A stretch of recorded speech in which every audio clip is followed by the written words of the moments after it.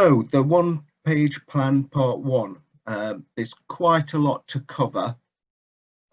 So to keep it manageable, I've broken it down into two separate webinars. We'll be covering the next one.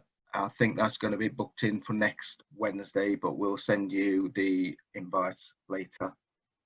So what is a one-page plan? What does it do and how can it help you? Well, it really does what it says. It's a little business plan that fits on one side of A4 that you can use on a regular basis to keep an eye on the figures that are really important to you in your business. They're not necessarily all financial, although that does play a big part in it.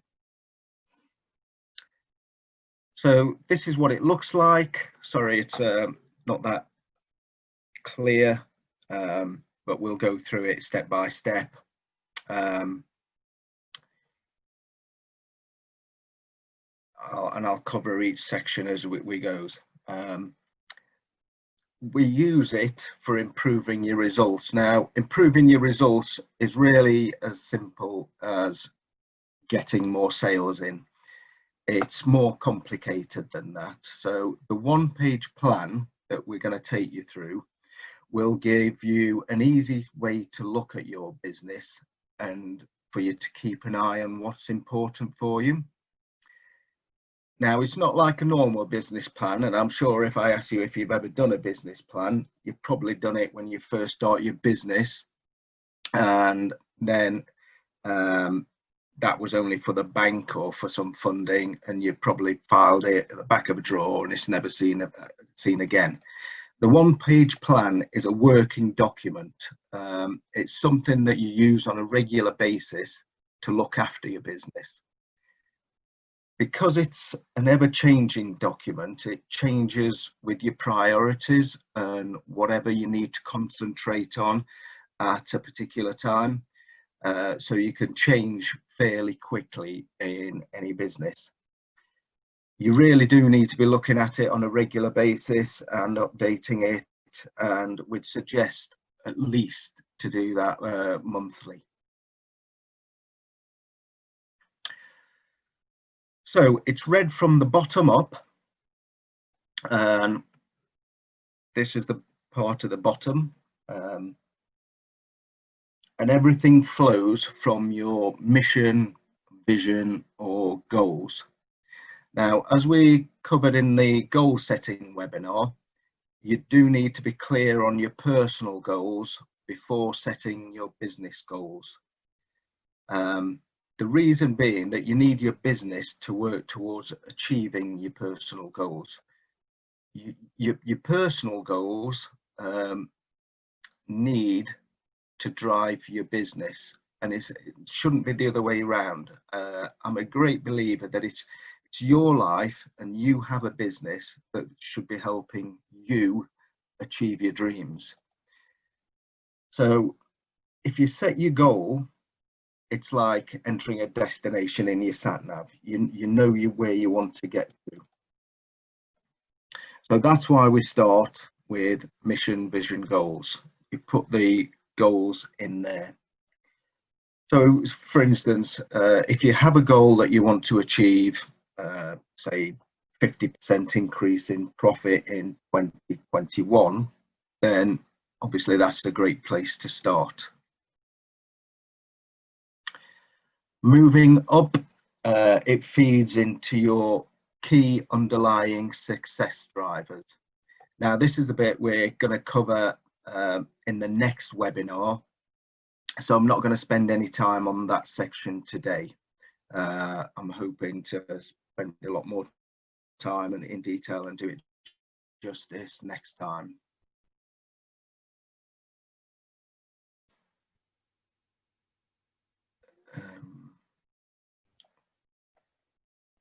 So after that, you've got your key sales drivers on the left. And these are just things that drive your sales and your income. It might be something like the number of inquiries that you're getting, divided by the number of inquiries that actually get to the quoting stage, and then the number of quotes that actually turn into customers. On the other side, you've got your key cost drivers, cost and cash drivers, and these are things that cost you money in your business or which are keeping money out of your bank. So you need to be recording the actual results against your targets. So when you review them, you know how you are doing and what needs attention. So in this case, you've got number of referrals, actual is 105, target was 90, so you know you're doing better than you're initially set your target for. This one, number of sales of other sales inquiries generated, the actual is 200, whereas your target was 250. So you know you've got to spend a bit more time working on achieving that figure that you want. And there's various other examples down here.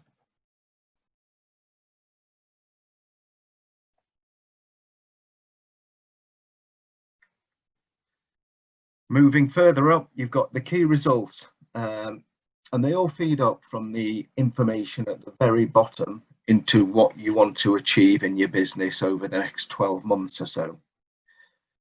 So in this example, what their target is to increase the value of the business in 3 years' time to 6 million, and the current actual is 3.3, so saying you're on track.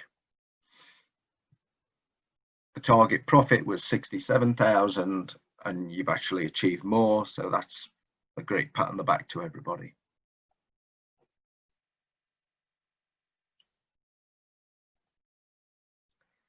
So this is a basic useful little diagram to summarize that, and it shows that the bottom of the one-page plan is what leads the whole of your business, whereas you get to the top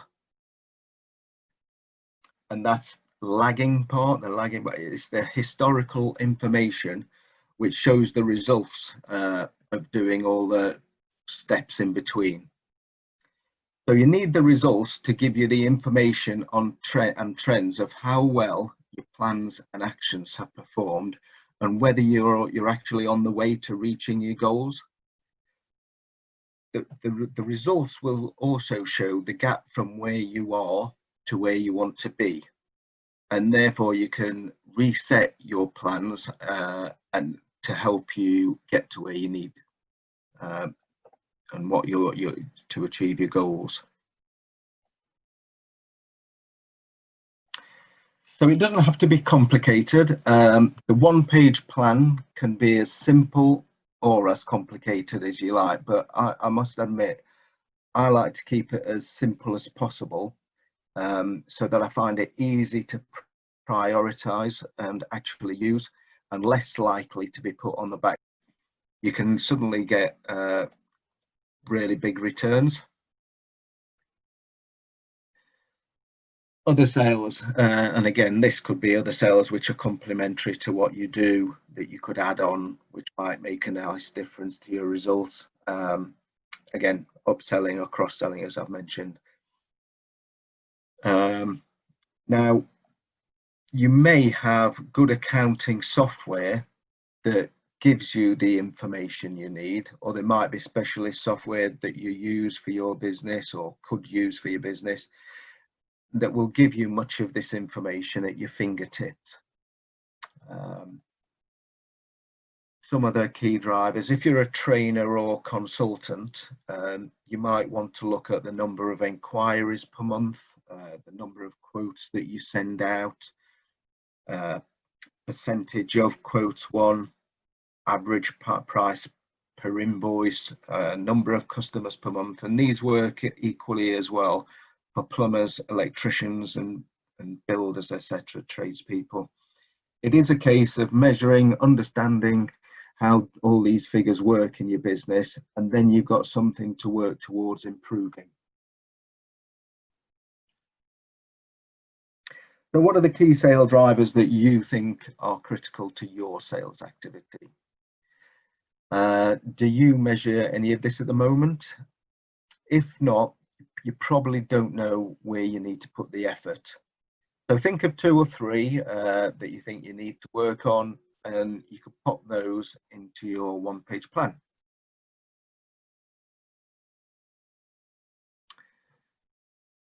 So what about cost or cash drivers? As we've mentioned before, these are anything that affects how much cash you have in the bank.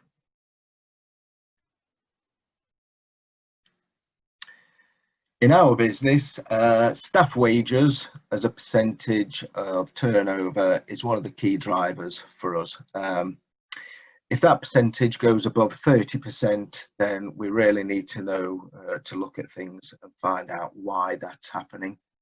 Now, for other businesses, you can potentially benchmark against your industry average, find some information out to help you figure out what's key to your business. Could be something simple like the amount of cash that you have in the bank, the amount of stock that you carry at any one time, or rather how long you hold on to it before you sell it. That ties up cash. If you've got stock in your warehouse or wherever for 6 months, then when you sell it, your customer takes another 2 months to pay you. That's a long time where cash is actually out of your business. So you'd need to look into how you manage your stock.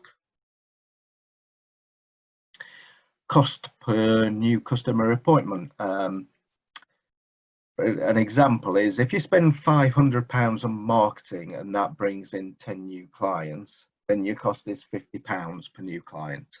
Simple enough. If you charge them £40 for a sale, then on the face of it, you've lost £10. But if you understand that they come back 8 times a year, in 1 year, you'll have made £270 profit in sales after your costs per client from that piece of marketing. So from what initially could look like a loss on a client, you realize over a year you've made a profit. Now, if that then you realize that on average, and that it is working out averages, on average, if customers stay with you for 5 years, then that one piece of marketing can have created £1,350 of profit per client. So it is knowing and understanding how things work within your business. Debtors. How long your customers owe you money before they pay you. Now, when they aren't paying you, that's money that's not reaching your bank. It may be that that's a signal for you to implement or tighten up on your credit control system. So again, that's something else to look at. Discounts from suppliers. Now, if you've been with a supplier for a while and your business has grown, then there may be room to ask for a discount because you're actually buying more stock. Have a test as a potential buyer on new customers getting better deals than you. You know, you should be discussing these with your suppliers and saying, well, I've been with you for a long time and you deserve a better deal. So you perhaps can cut your costs that way. So what do your key cash measurements look like? So hopefully if you spend some time thinking about this, then again, you can pop those cash drivers in your one-page plan. So by working through this webinar and filling in your one-page plan, you could end up, or should have ended up, with a fairly well-populated document to help you get started. We will be putting a blank one-page plan in the Business Hub that we referred to earlier. If again, those that weren't on the webinar right at the start, if you do need anything, if you want to review any of this webinar or any previous ones, join our Business Hub, and it's all the recordings and documents are in there. In the next webinar on the one-page plan, we'll finish off with the remaining element and how we can easily identify what you need to focus on. So I've given you a tour of the one-page plan, which, as I say, is a tool that can help you transform your results. But we understand that not everyone can do this by themselves. Now, I will say most accountants can't help you or won't help you with any of this, because although they can put together a set of accounts and complete a tax return, they don't proactively run the business like this, so they don't know what works and what doesn't. So if you need a better plan, or maybe a better planning process, we can help with that. And putting a plan in is one thing, but it's actually having someone to keep you accountable as well, and make sure that you're doing the necessary work on a regular basis to help you achieve your goals and stay on track. So if it's not us, or we'd recommend, or even if it is us, sit down on a regular basis with someone. Now that could be monthly or quarterly, with somebody who understands what you're trying to achieve and who will help you focus on the things that really matter, which is the items that are going to be covered in your one-page plan. So that's reached the end of today's little webinar. So has anybody got any questions? Any questions coming through? Yeah, there's a couple of questions coming in the chat, and there's another one just come in. The first question was, how often should you use your one-page plan? I would say monthly. Keep it reviewed. Now, that is definitely keeps you focused as you go along, and we find it very useful to have a big sit down once a quarter and see what you want to achieve over that quarter, but review things every month at least, because things in business do change very quickly. Hope that answered that okay. You're still on mute, Paul. Yeah, then we've also got another question about sales drivers. Can you suggest any other sales drivers other than the ones that you've shown us on the one-page plan? Well, sales drivers are everything that you need to focus on to improve your sales. There's numerous, really, but they all depend on your own business. It's a case of sitting down and thinking how you normally get your sales, what you can do to improve profit margin. And I hope that's not being big, but if anyone's got any further questions on that, we can have a chat to go through it in more detail. Yeah, and we've got a couple of other questions about the support we can offer in terms of the coaching and what we charge for coaching. and how you can compare yourself to other businesses and competitors. Yeah. So obviously we can do you want to try and cover those off if you can in some detail? Well, there's 3 levels of coaching, really. They include things like webinars, training sessions online, and then it depends on the amount of meetings generally that we have during a year, as to the cost of them. And if anybody wants to know anything extra on that, we can go through those with them in more detail, because it would be so what was the second part of the question? Yeah, so the other point was, is it appropriate for a small business as well, who's just starting out?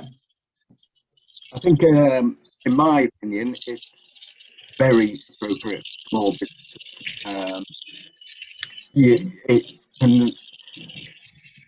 I think we've seen loads of clients, and we've done it ourselves. You start off in business and you're keen to get going, and you're keen to get that first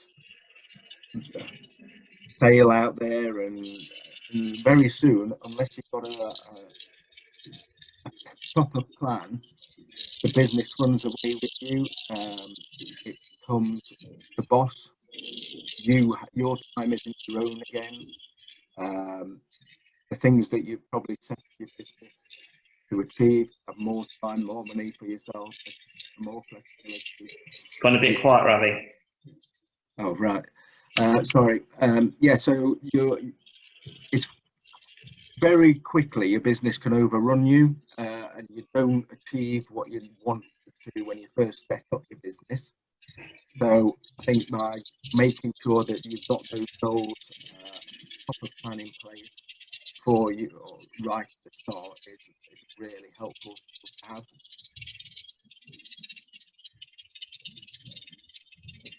Have I still gone quiet? You've gone very, very quiet now. Can't hear you at all. Oh, right. Oh. Right, I've just put the link to the Business Hub in the thing for everybody, so you've got it. Is there any more questions that people have got that we haven't covered? I think there was another one about sort of benchmarking yourself against your competitors. Yeah. Now there's various places we can get that information from, but yeah, it depends what information. There's yeah, there are various sources. Some do cost money to get that information, but we can get it if needed.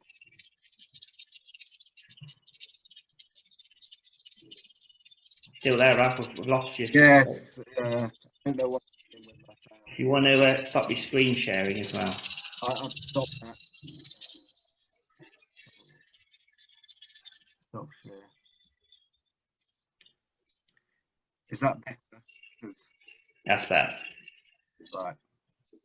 Yeah, so I don't know how much you heard of that last reply. Yeah, we missed most of it, I think. Right. Yeah, so benchmarking, there's various sources for it. Some do cost money to obtain the information that you need, but we can usually get that information if needed. Yeah, you've gone quiet again. Yeah, I don't know what's happening then. Yeah. So yeah, so Ravi was just saying there are various sources of benchmarking, some of which we've got free access to, some of which you unfortunately have to pay for. So if you're interested in doing a benchmarking exercise, we can talk to you. What we'll do is the person that asked that specific question, Ravi's going to get in touch with you afterwards and have a more detailed chat, and then you can find out a bit more about what's involved with that. Okay. Yep. So I'll put the link to the Business Hub on there. A couple of people in the chat, a couple of people requested it earlier on in the meeting, and I've dropped them an email with that one as well. we would encourage you to sign up on there. You have to sort of create your own account, but you can have access to not just a recording of this webinar, but to the previous ones that Ravi's done, and lots of other resources. And it's also where you can get some of the templates like the one-page plan layout, etc. So it's a good place to get going. Right. So if there are no more questions, then Ravi, I think we can wrap up. If you can hear me, everybody, please. Yeah, we can hear you now. Yeah, please email either myself or Paul. But Paul will forward your emails on to me. And if you've got any follow-up questions, then yeah, do get in touch, and we'll answer your questions and have a chat following that. As I mentioned at the start, my back is really playing up, so it might be today, it might not be today that I'll return your inquiry, I'm afraid. Okay. Great, thanks. Great. I hope that was all right. And if you've got any questions, like I say, do follow up, and we'd love to hear from you. Thanks, Ravi. Thanks, Paul. Great. Thank Okay. you. Bye. Thank you.